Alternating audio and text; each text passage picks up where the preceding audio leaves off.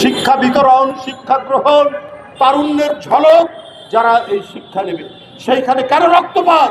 সেখানে এই গণতন্ত্র এবং ফ্যাসিবাদের গণতন্ত্রের বিজয় এবং ফ্যাসিবাদের পতন।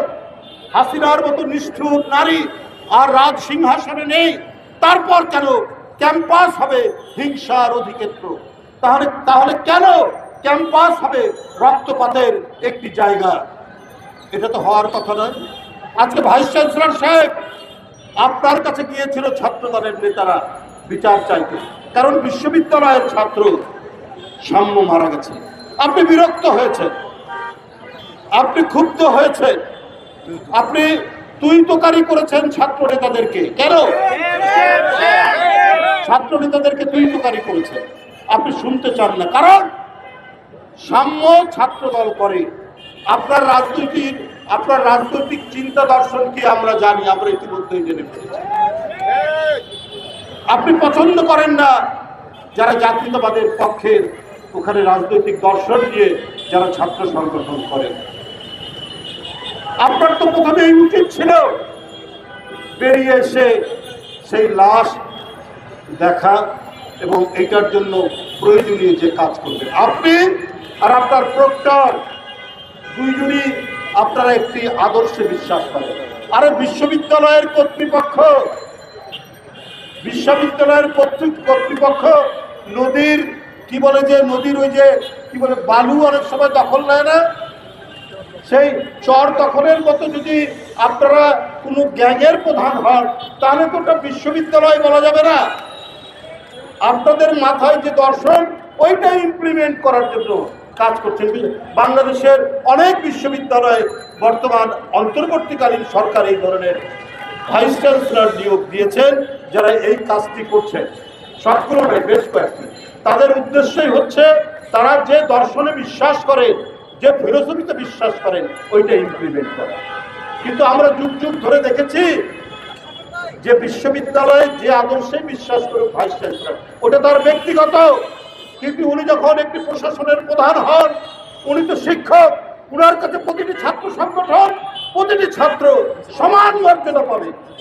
তিনি বিশ্ববিদ্যালয়ের শান্তি রক্ষার জন্য সবার সাথে কথা বলবেন। কিন্তু উনি যদি রত হয়ে যান, উনি যদি তার বিশেষ দর্শনকে প্রতিষ্ঠিত করার কাজে নেমে যান, তাহলে বিশ্ববিদ্যালয় কখনোই শান্তিপূর্ণ হবে না, বিশ্ববিদ্যালয় কখনোই এখানে স্বস্তি বয়ে আসবে না। অন্তর্বর্তীকালীন সরকার আপনার জানি না কাদের প্রতিনিধিত্ব করছে, আপনাদেরকে আমরাও সমর্থন করেছি, এখনো করে যাচ্ছে। কিন্তু এনসিপি যখন আপনাদের এই যমুনার দিকে যায়, প্রধান উপদেষ্টার বাসার দিকে, তখন তাদের সাদরে বরণ করে। কবে এই 3-4 দিন আগেই দেখলাম আওয়ামী লীগকে নিষিদ্ধের দাবিতে তারা গেলেন, তাদেরকে সাদরে বরণ করলেন। আর জগন্নাথ বিশ্ববিদ্যালয়ের ছেলেরা তাদের আবাসনের জন্য গেল, তাদেরকে আপনারা উপহার দিলেন লাঠিচার্জ, তাদেরকে উপহার দিলেন টিয়ার গ্যাস, তাদেরকে উপহার দিলেন সাউন্ড গ্রেনেড।